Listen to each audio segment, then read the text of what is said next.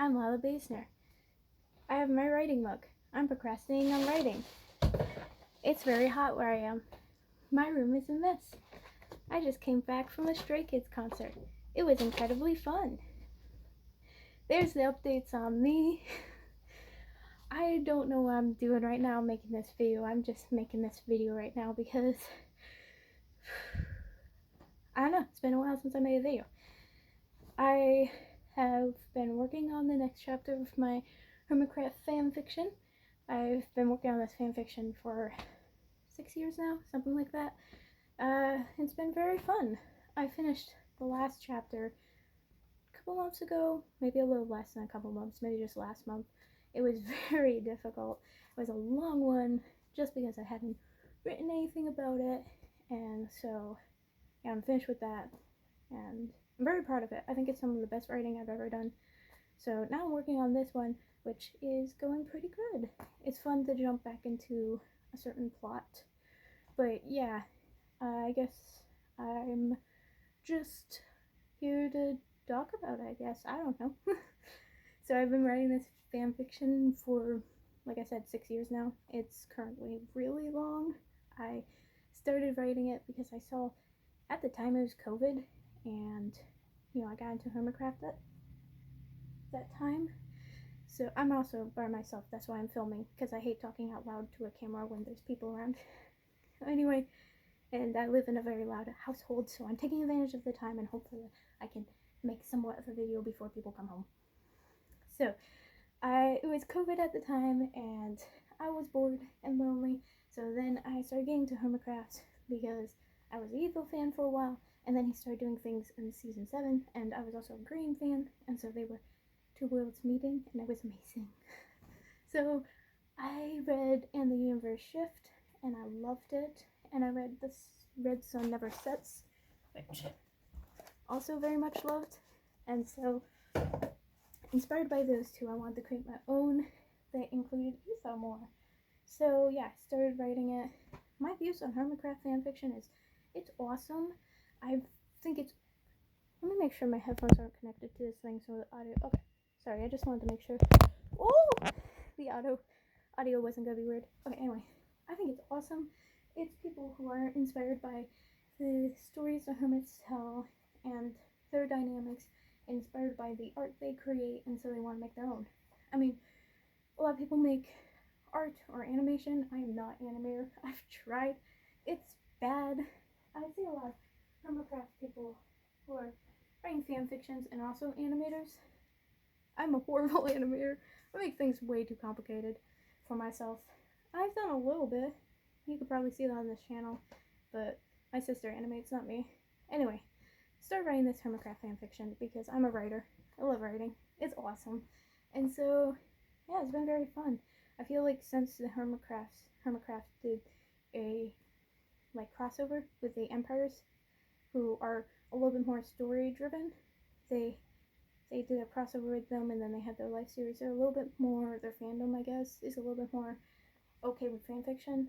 For a long while they were kind of seemed like not okay with it, let's not do that. But since seeing that and seeing how you can tell stories through Minecraft and how it doesn't need to be weird or invasive, people are like, oh, that's cool.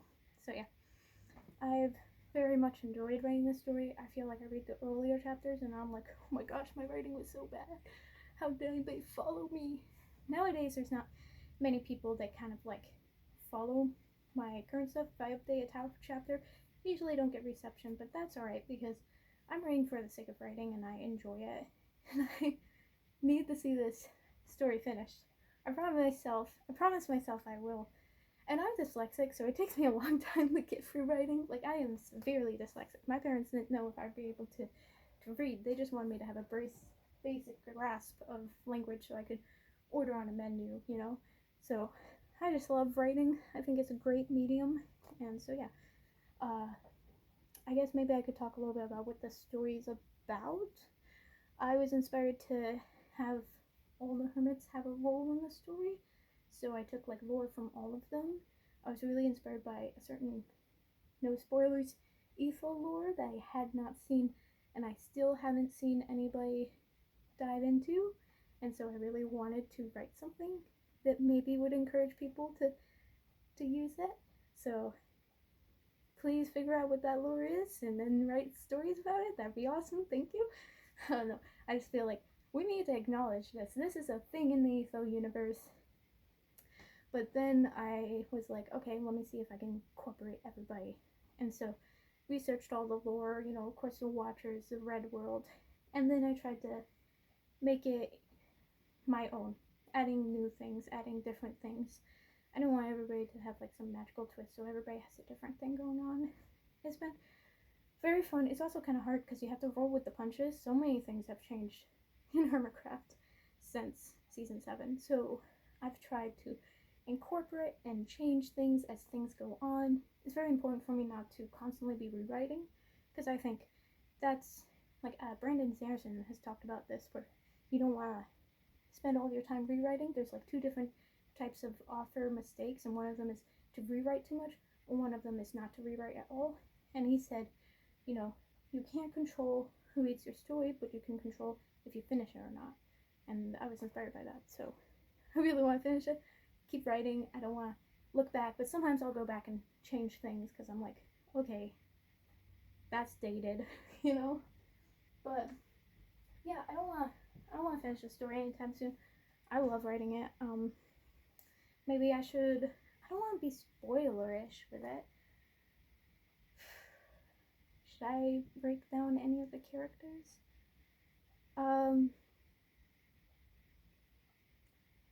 I will say there's a lot of plots. Everybody has something going on. I'm currently working on a particular plot. Every chapter I try to take on a new challenge. So most recent one, well, it's actually a horrible story. The second most recent one happened, and I guess this might be not in order, so I'll say when the ice breaks. While I was writing that, Microsoft Word changed its reader, and I'm dyslexic, so I have to have a reader for everything because I can't read well. And so it changed its reader, and the reader's horrible, and there's no ability to get the old reader. It was really, really frustrating. I was like, I cried. You know, it's difficult when things that can be very easily accessible are not, and it can be incredibly frustrating. So you're like, this should be a thing that's we set up for people, but it's not. So it was really frustrating. The new reader is not good. She reads things with too much passion, and every period she adds an inflection upwards. So she's like, very positive. And so it's like, I hope you die. And it's like, girl, this is supposed to be a white wall. No, this is supposed to be like a murder story. Why are you reading this such a happy inflection? I hear that reader, I get shivers. So it was very frustrating. So in the next chapter, I had to read it all myself in my mind. And then I figured out a way to go on Google Docs and have it read to me through Speechify. So that was awesome. Are people home? No. Okay. So that was awesome. That was so wonderful to have that opportunity.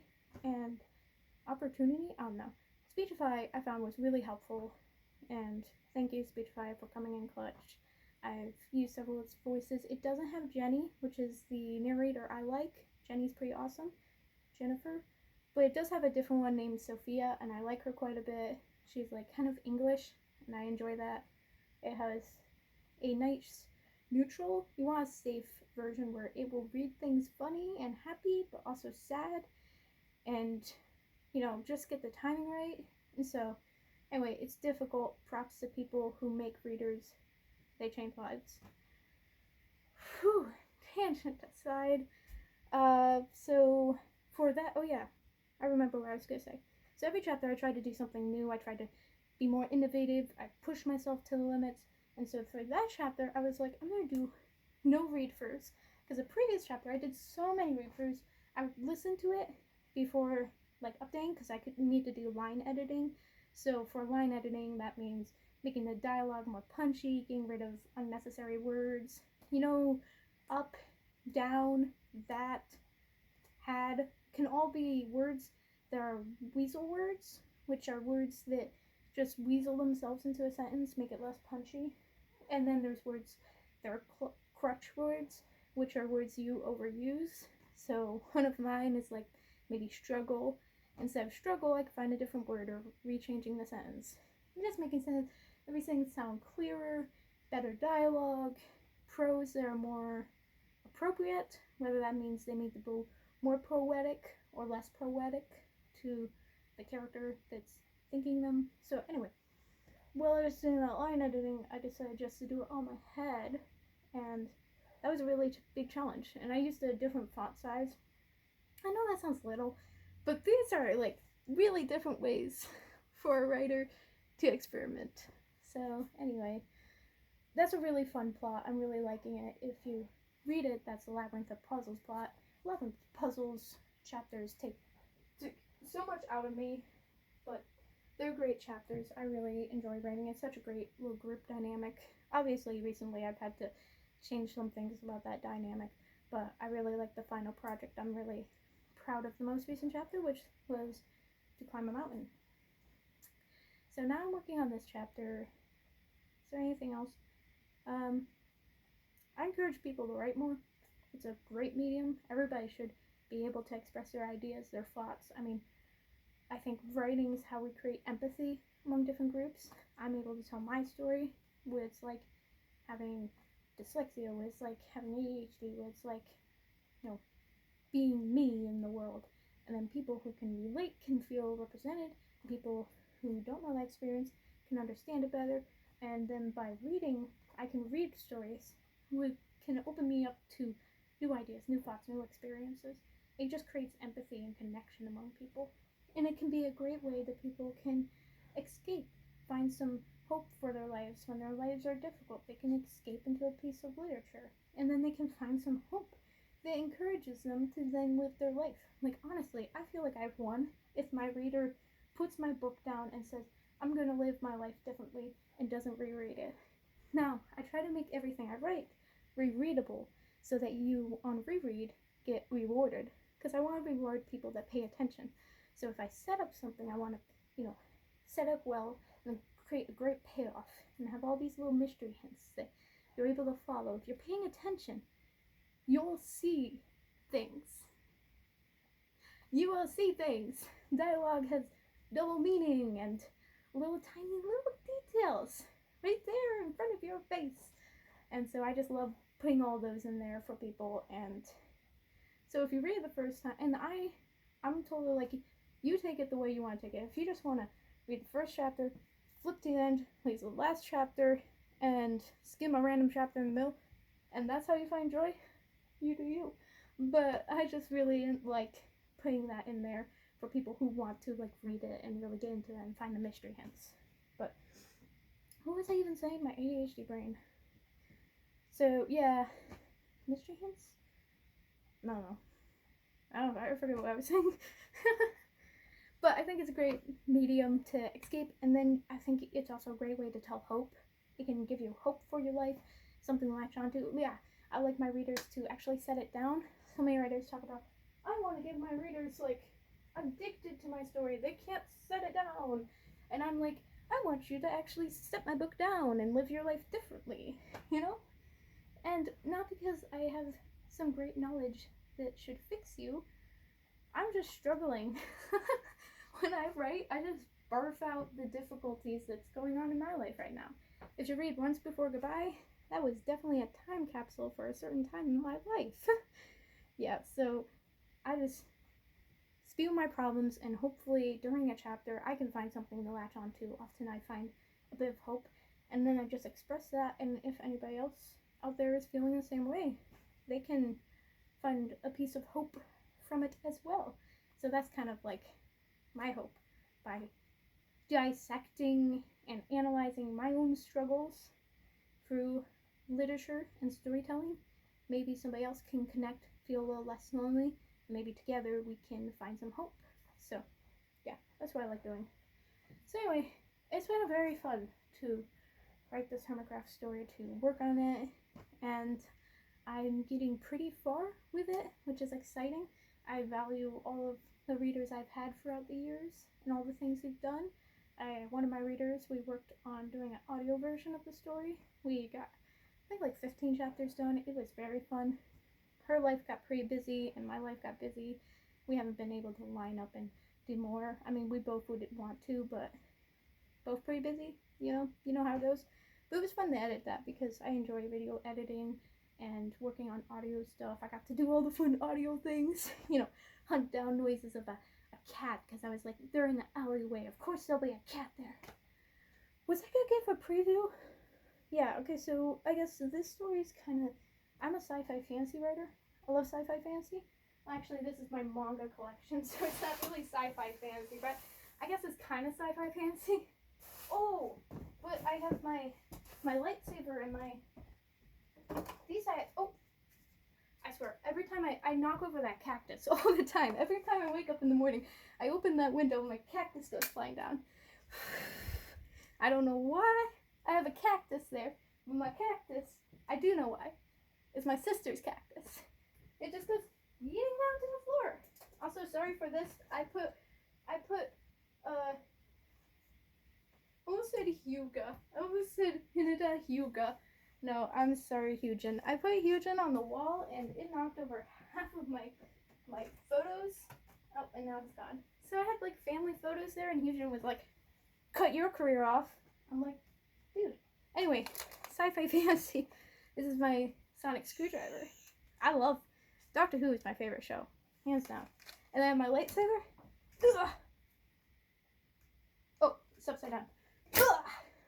Yeah. Luke's lightsaber. Ugh. Love Star Wars.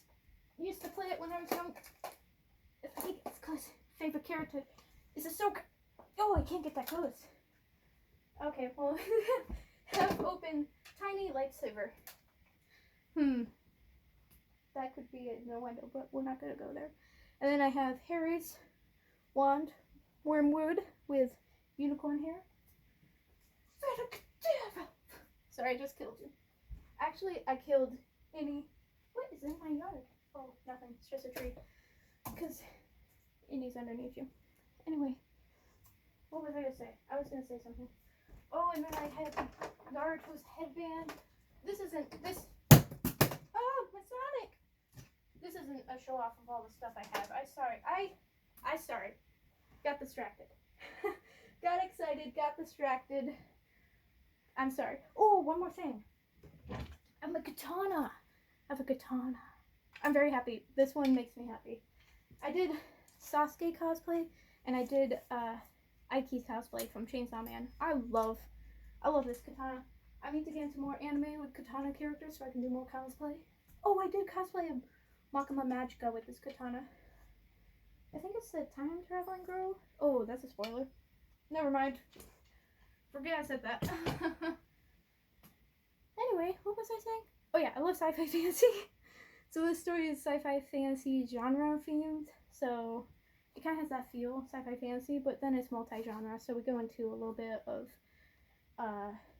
thriller, horror, to whatever the characters are feeling. Sometimes a little bit more of like a rom-com.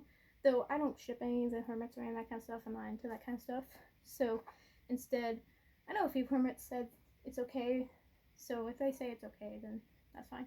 I mean, if it was me, I'd be completely fine with being shipped with my coworkers. I'm a weird person. I'm like, you do what you want. But as long as my coworkers were fine with it. Coworkers, friends. There's a weird line in Hermitcraft. It's a little bit of both. Anyway, but fellow creators, I guess.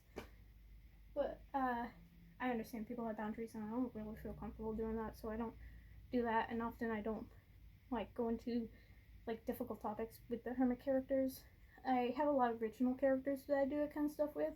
So I have different characters that I have plots that are a little bit more, difficult or romance related. So I have original characters with romance plots. And that's where the rom-com is.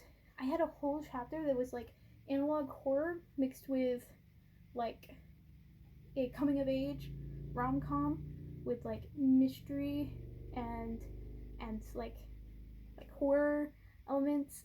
It was fun. It was just basically paperwork and flashbacks, and it was awesome. I completely understand if people skip it. It's long. But I felt like the audience deserved the explanation. This one's Once Before Goodbye. I love this. I could do videos diving deep into these. That was a hard chapter. That took the mick out of me. I cried a lot during writing that chapter. A lot of tears were shed. Anyway, but I was going to tell a little like preview. So basically, it starts out the can says green. The advertisement of this story says green, but then you open it and all the hermits are on the inside. So you think, oh, this is gonna be a green fic. Open can, all the hermits in a stew. Boy, oh boy, oh boy. That's my story. Oh, somebody might be home. Oh yeah, people are home. Well, let me finish up real quick. So, sci-fi fantasy, it has green as the main character, but then there's watchers and craziness happens. I could talk more about this story. I don't know why I don't talk about it in my vlogs. I just haven't. So, yeah, if you want to read it, it's down the bottom. It has a lot of green, has a lot of mumbo, has a lot of etho, has a lot of everybody. And I just love diving deep into storytelling and writing and exploring new avenues. And I've been so inspired by the hermits, and so I created a story. Oh, that was crunchy. I'm sorry. Anyway, thank you for all the people who've read it and who've enjoyed it. It's been fun to write, and it's been hard, and I'm gonna go work on the next chapter because I love you guys, and I love writing, and I love this story, and hopefully I'll be able to do the characters justice. I just want to do the characters justice and create something good. So, wish me luck. I could talk more about this story in future vlogs if you wanted, like dissections of individual chapters. I have a reason for doing everything with the characters, with dialogue, with everything, prose, and so it'd be fun to talk about it and connect on writing things. So that's a video for now. Go and write and have fun. Those are just my thoughts. Bye!